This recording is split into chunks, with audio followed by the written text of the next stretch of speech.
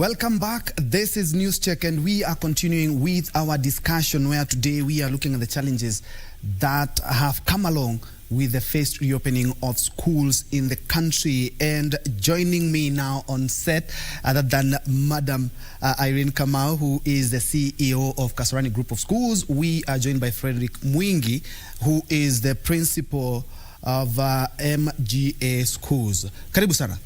Thank you very much, Mr. Ben. Yeah. My name is Fredrick Muingi, yes, as you just stated, the principal of the MGA Schools.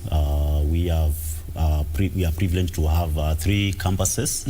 One of the campuses in Kasarani, which we call MGA School Kasarani, and we have the MGA School Mwiki, initially, which used to be the Mwiki Group Academy, which actually is the mother of the rest of the campuses. Yes. And then our newest campus, which is the MGA School Kamulu. Okay. Yeah. Before we delve much deeper into that, we are crossing over to Mombasa, where the Kenya Defence Forces are having their day today.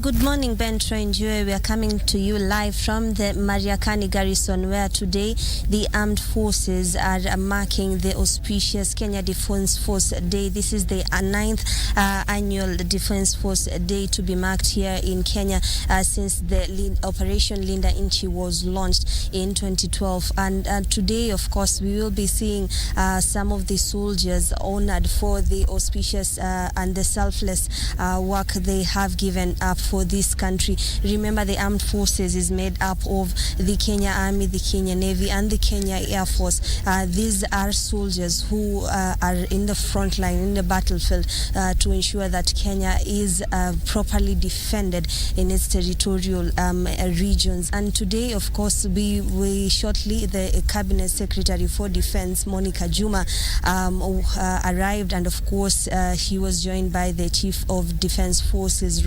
General Robert Kibochi, who inspected, of course, the Guard of Honor, and we proceeded to the monument where today they unveiled a monument to honor those who have given up their lives, who lost their lives in the battle.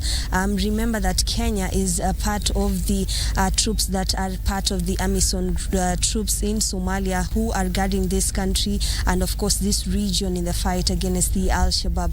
The recent, the most affected attack being the El Ad attack, that so many defense forces lose their lives. And today, of course, the monument was erected, and some of the names of the people who have lost their lives since then till now, they were honored in that particular brief ceremony, which was led by the Cabinet Secretary Monica Juma. So, of course, a moment of silence was observed, and of course, we saw families laying wreaths to just honor those who have risked their lives selflessly, so that to ensure that this country is adequately, properly protected. Now, what is going on right now is, if my cameraman can just pan, is the Cabinet Secretary is just going through some of the exhibitions that the Kenya Defence Forces have mounted at this particular garrison, just to show how the field operations and, of course, some of the operations here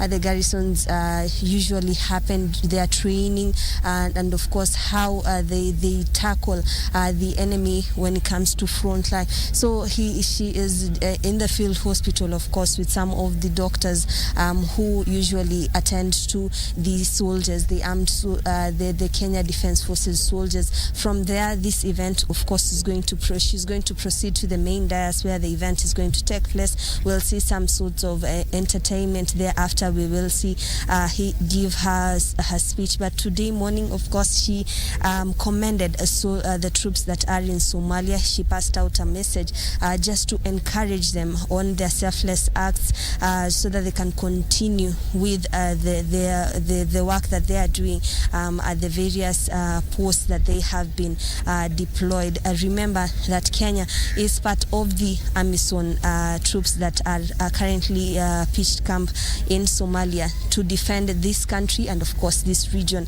as a whole from the terror groups that are that Kenya and the region is facing. And most most affected terror group, of course, being the Al-Shabaab group. So right now what we know is the Cabinet Secretary is going to head over to the main dais, and the event is going to kick off in a moment, and thereafter, of course, the speech will proceed and will finish. But what we witnessed in the morning, of course, is the commemoration and the honoring of those heroes who have given up their lives to ensure that we are adequately protected. Of course, we will see some of the soldiers feted, and one of the things that the soldiers are combating is the traumatic stress, that the combat stress once they're from the battlefield, and that is one thing that they are expecting that the CS to touch on, so that they can ensure that their welfare, once their welfare is adequately protected, them and their families. So of course we will be giving you more updates as the hour goes by, but today we are joining the Armed Forces of Kenya in marking this auspicious day, being the 9th annual celebrations here in Kenya since the Operation Linda Inchi was launched in 2012. I hand it back to you, Ben Trainjue. We will be bringing you the latest from the Mariakani garrison. Thank you so much, Junei Karisa, our reporter in Mombasa, where the Kenya Defence Forces are holding their 9th Kenya Defence Forces Day at Mariakani. And remember, Kenya being one of the superpowers in the continent when it comes to soldiers, and not only in arms and tactical approach or prowess, but also in helping out. We've seen them help out here in the country and beyond. Of course, when the speeches begin, the defense, we've seen the defense, earlier on we had seen the defense CS Monica Juma. Of course, we will be getting back to our boys and girls in uniform. In case you're joining us, this is Newscheck, and we today are looking at the challenges posed by the phased reopening of schools in the country. And Fredrick Muingi has just joined us, who is the principal of MGA schools. Apologies, we rushed to Mombasa first before you were through with your description. What do you believe we are on the right track? And did we rush? Do you think we rushed perhaps to reopen the schools, or it was perfect timing? Just as UNICEF said, actually it's a go for now, despite the challenges. Thank you, Ben. We can't say that there is rush in the reopening of schools, given what our children have gone through since schools were closed in March. Yes.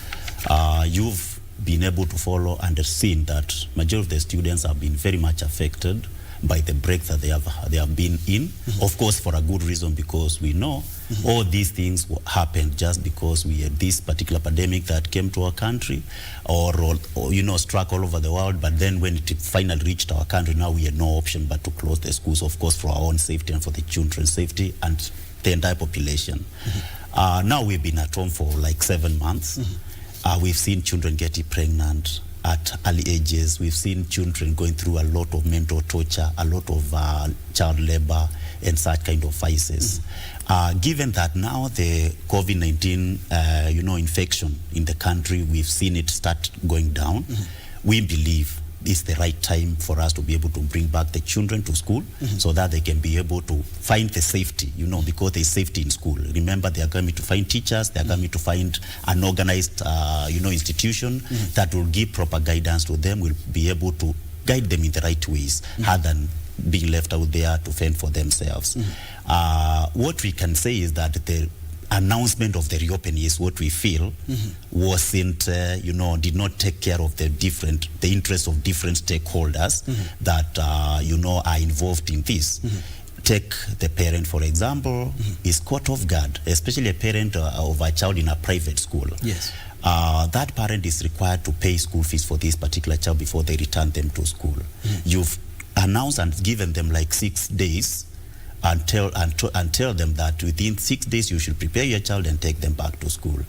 It's quite unreasonable, and we feel that of course, whereas we say the date was okay for reopening, the announcement ought to be given like maybe a month. Yes. Probably a month would be proper. Yes, because some schools haven't opened. Some schools have not yet opened because probably they were also caught. Schools are also caught off guard. Yes. They had not put up the different safety measures that are required, and you cannot just bring children to school and you have not taken the safeties that are required. So it means that the schools are caught off guard, the parents are caught off guard, and therefore we find ourselves in the mud, and we have to really look out for a way out. And perhaps a quick one. The 7 months, how are you able to stay afloat, and what are some of the measures that you have put in place to ensure that all the learners that report to the school are safeguarded and actually they are in the right state of mind? Yeah, for the 7 months, immediately the schools were closed in March. What we did as a school was to, craft up very fast by the help of ICT team, an infrastructure that would ensure that we are in touch with our children. And as you can guess, not all children actually were able to get to an online platform for learning. That's true. So we had a certain percentage. Majority of them also were able to, did not get into the program. Some of them because of lack of gadgets, lack of Wi-Fi, others traveled, others relocated, and such kind of things. So, so for the small number that we had, which is about 50% of the school, we were able to, continue with the online learning, and that enabled us be able to keep some of the staff, in the school and on the payroll, just to ensure that we don't lose them all. And besides that, because we knew at some point we would open, we used also some of the finances that we were able to get also to start preparing for the opening. And especially when now the discussion that schools need to be reopened started, and we had this stakeholders committee set up by the president and the Minister for Education. Then at that point now we geared up our preparation. We were able now to set up the hand washing points. We were able to start marking the compound and put up the signages and all that. Actually, at some point, we felt like we were going to be disappointed because we had really invested quite a lot with the hope that opening was very near. But then when the president now spoke at some point, and then everybody expected that he would give a date for reopening. And then when there was the conference at KICC, and they left everybody again without any date, wondering what is going to happen. So we felt a bit disappointed. And we were like, we wouldn't even have invested all this money in the preparation for reopening if the government actually was not ready for it. And thank God now, after a short while, Magwanek now came out and gave us now the date. And I can say, as we have been found ready, our children have returned to school. They are actually learning as we talk. What is the percentage of the students that have resumed classes? For Standard 8, we have 95% have come back. For Standard 4, it's about 75%. But we are also expecting, because we are in touch with the parents, that the majority of them are still getting ready. And in the course of the week, we are going to have all of them back. Maybe minus just a few, probably those that relocated to far distances and such. Perhaps, Madam Irene, let's look at how the announcement that the school calendar, do you remember the announcement by the CS that the school calendar for 2020 is officially lost? How did you receive those news, bearing in mind that you, both of you, come from or are having private schools? Thank you, Ben. The announcement for the loss of the 2020 calendar, when it was done, most of the private schools were a bit taken aback. Largely because we did not know how to handle the learners. To be told that, take an example of a Form 4 learner. How will you tell this boy, this girl, who was expecting to move out of high school the next year, that we are sorry, you're going to be in school another one more year because this year is lost. And it was a bit discouraging for them. And then there was the issue of those learners that were on online classes. How would you tell that learner who has not missed a single day online and has been covering or doing some work online, that actually all that amounts to just improving yourself, it will not lead to you going to the next class? That's also a bit disheartening for the learner. But I think perhaps the biggest challenge was how to handle the numbers that are supposed to join in the next class. An example is we have children in PP2 the 5-year-olds turning 6. At 6 years, they're expecting to be in grade 1. How will you now tell these kids that you will not go to grade 1, you will stay in PP2?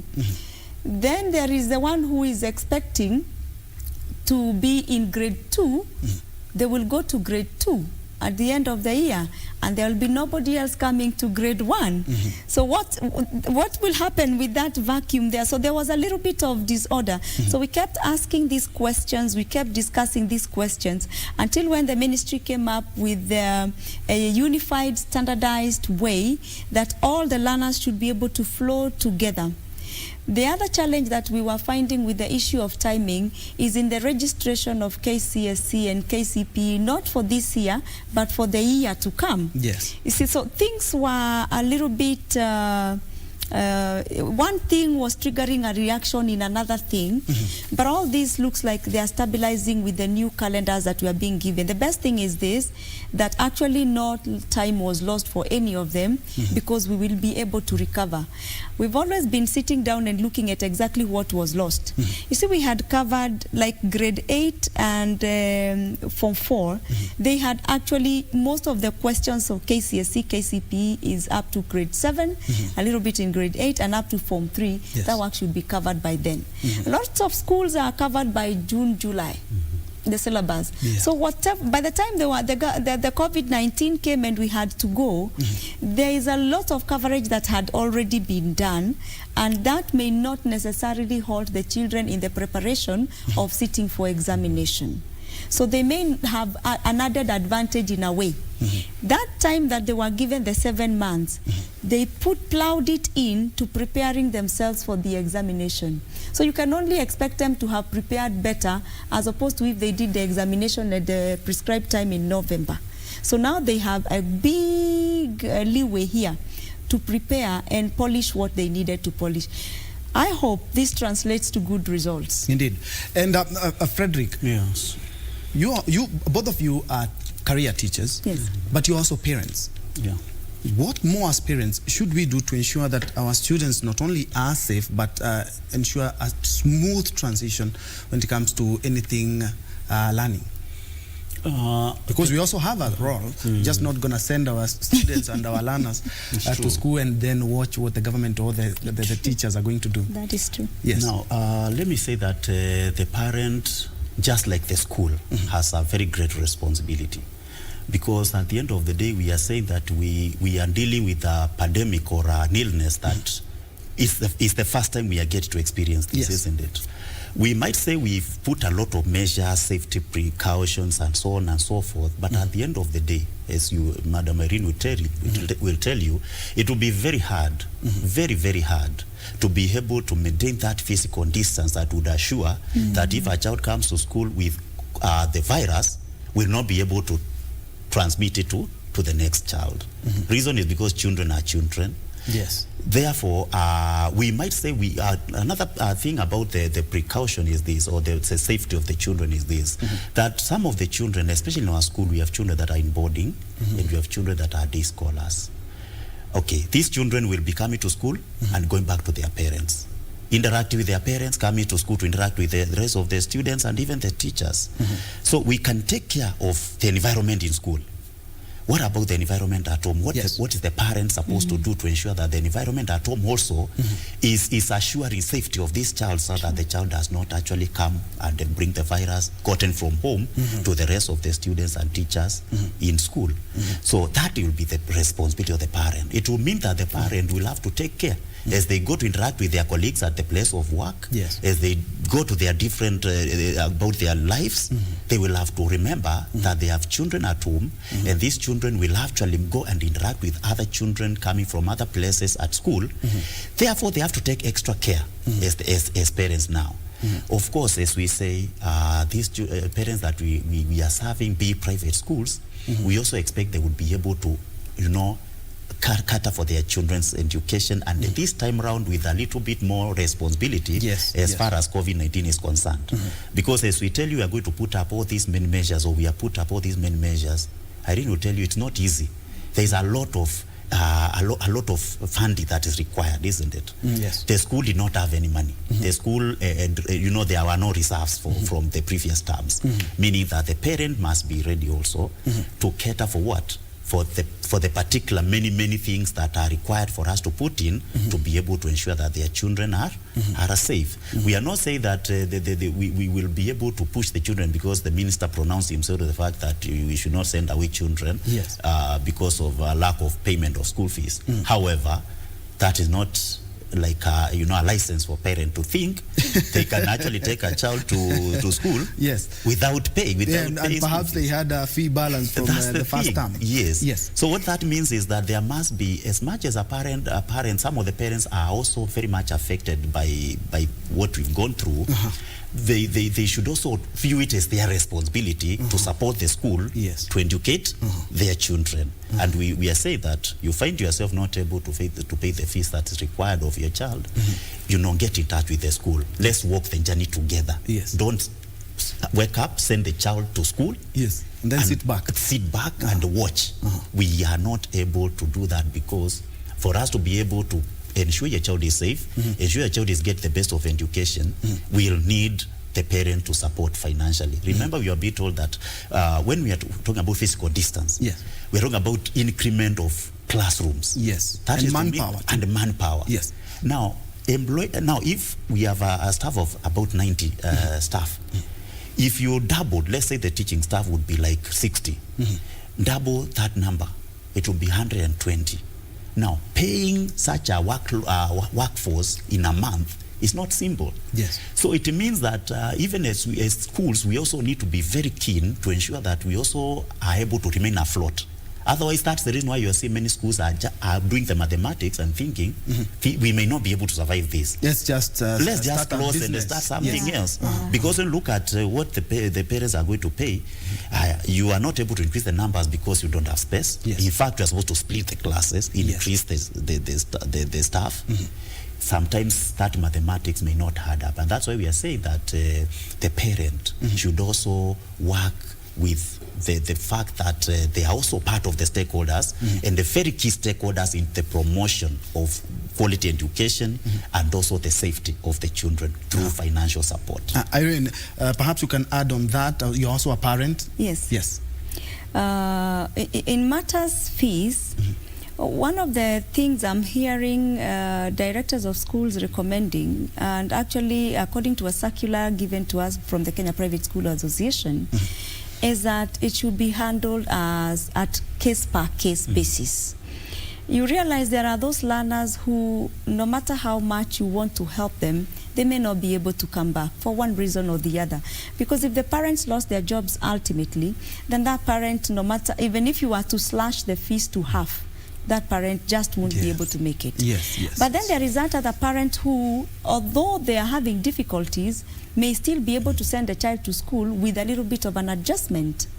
And then there are those children and those parents who some schools would probably want to consider scrapping off the balances of the previous term.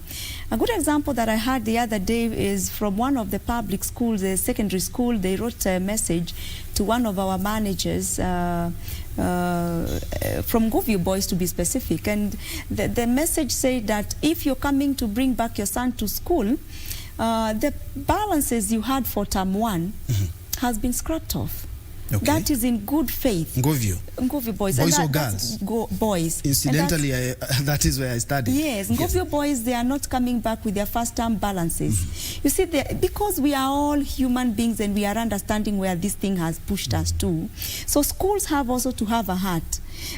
Don't send away, I would really plead with them, don't send away the learner the learner might be also requiring to hear hope from you.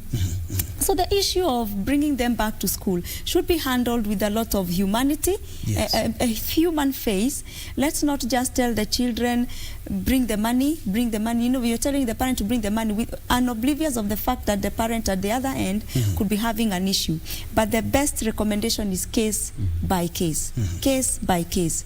Whatever you are able to agree with that particular parent, enable them to transition smoothly into the new after COVID school, because the school that was there before, I have told parents when I am having meetings with them that the world will always be known as it was before COVID, and what it shall be after COVID. We are the generation that has seen that transition. Therefore, how we will handle that news will determine the superiority of the decisions that we will make and how they will affect the next generation. If you remove the humanness out of it, you are likely to fail. Yes. Indeed. Somebody says, great discussion with the director and principal. It is indeed a challenging, of course, challenging times to educate. Okay, let me just paraphrase this. It's indeed a challenging time to the education sector, both in public and private sector. However, learning has to continue both physically and virtually. What happens next with the seemingly second wave? Perhaps, Fred, you can react to that, although we are not there yet, but of course we have to also think ahead. Yeah, we actually must think ahead, because we've actually seen many countries where schools have been reopened, and then we have a second wave of COVID-19, and then they have actually gone to close. Without really looking like I'm, casting aspersions on this. I believe we want to remain positive that probably will, as the entire population in Kenya is sanitized by the Ministry of Health, and they will take the precautions that have been put in, probably will be able to still maintain, that percentage that they are saying, less than 5% of the people that are found to be infected in the daily testing. Probably that will be able to maintain that. That's how the positivity that we have. However, if it happens that we have a second wave and all of us, because no one wants to be really to get themselves to that level where they are hospitalized and at the intensive care unit and such things we are seeing. When that happens, and it proves that the only way to be able to keep us, because schools can really be a very, very ripe environment for the spread of this virus, given that the children, as we are saying, private schools might try to keep physical distance. But what about in the public schools? Because as we know, we have not seen any public school where a new classroom has been constructed.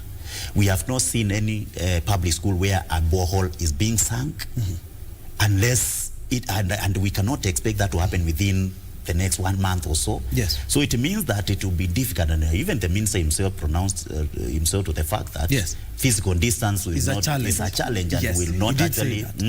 So the issue is we need the children in school. We don't care whether they are going to keep the physical distance. So meaning that the school environment might be a very, very ripe environment for the spread of the virus. So if it happens that the numbers start going up, then the only option we'll have is again go back to closure and keep the children and the entire population safe. Irene, you want to react to that? I just wanted to say that to add on to what Fredrick has said, you see there need to be some education also that is going on around among the parents.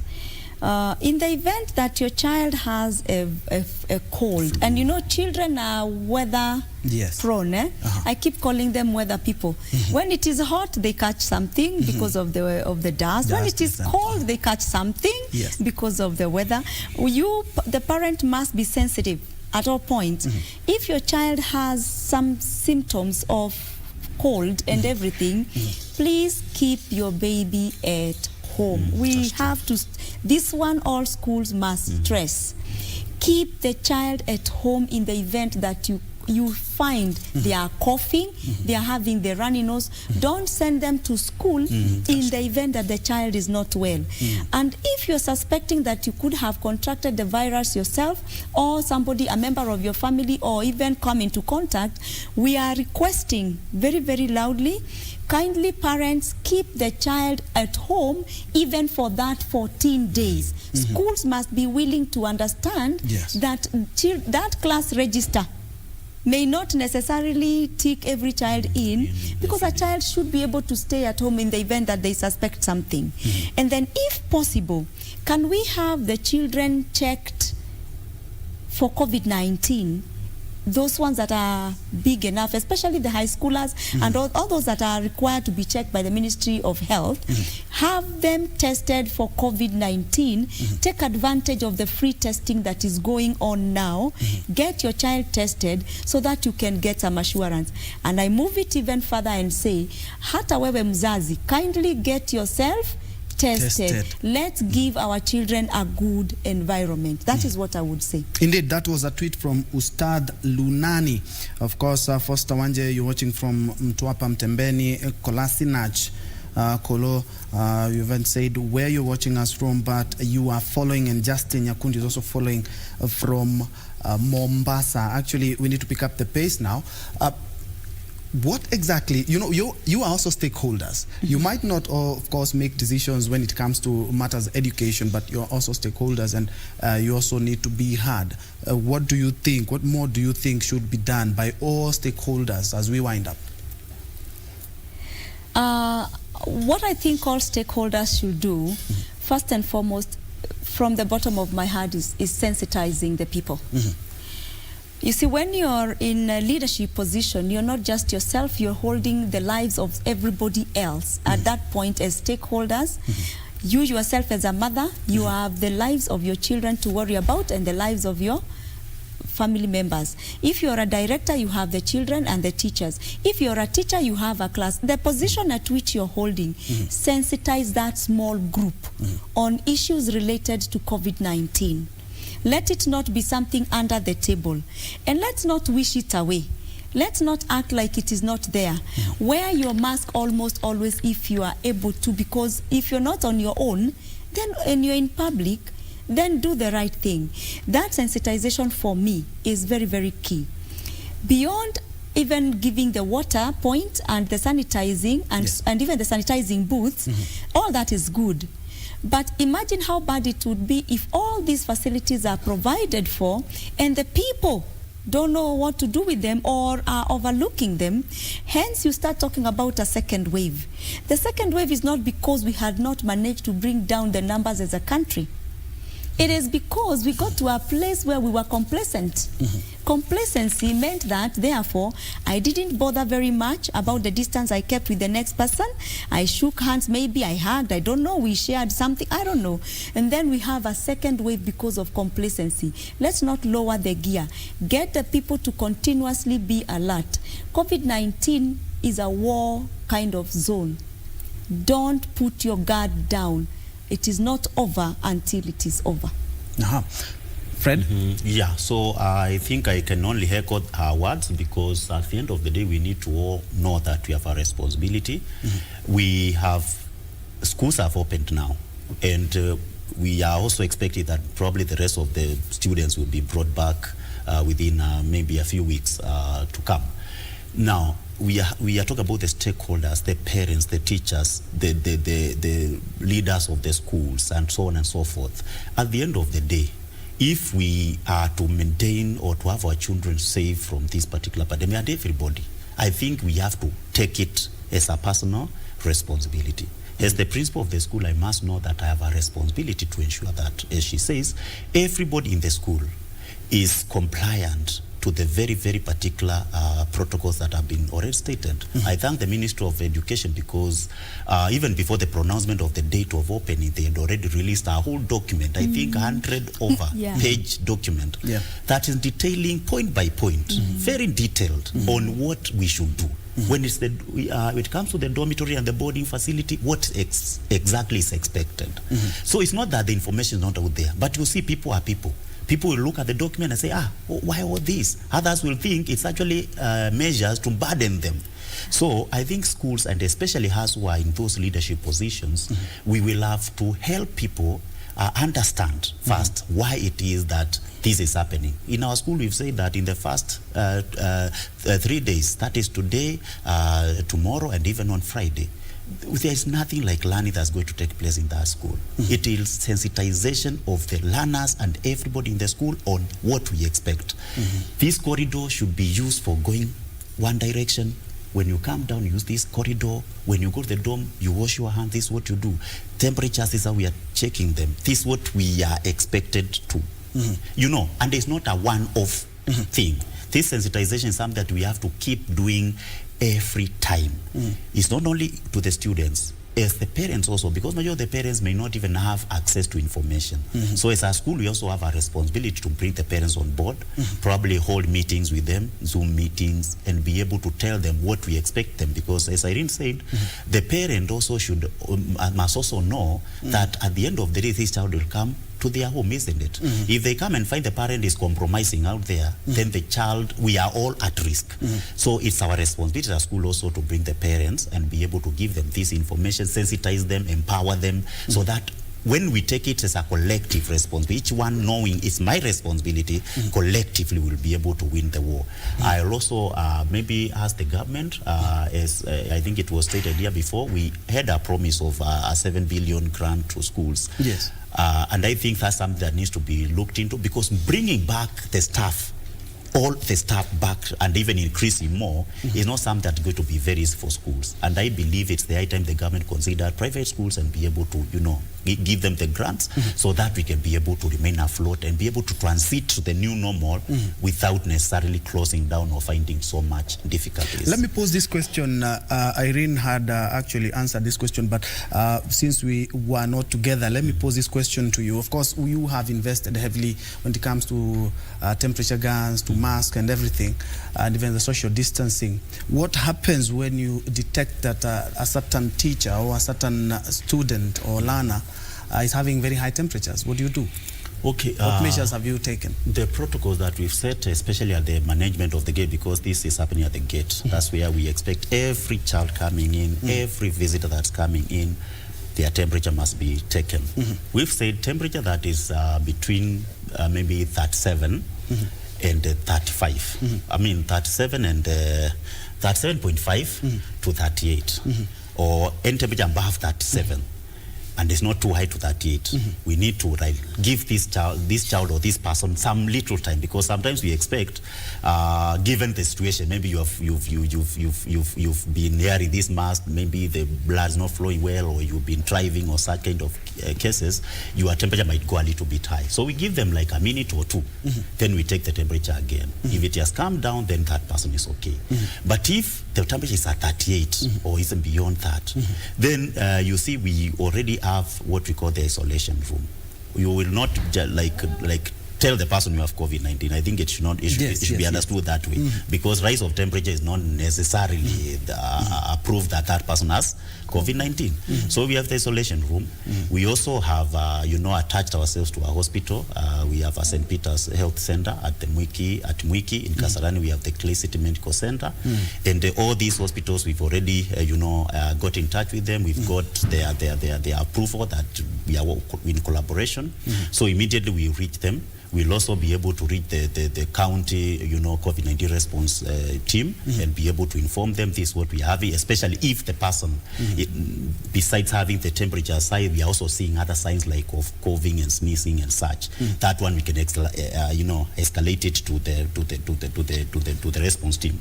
But on normal circumstances, if the temperatures are high, we isolate the person, and immediately we'll also be able to inform the parent, and they will be able to take it from there. However, I want to emphasize what Irene just said.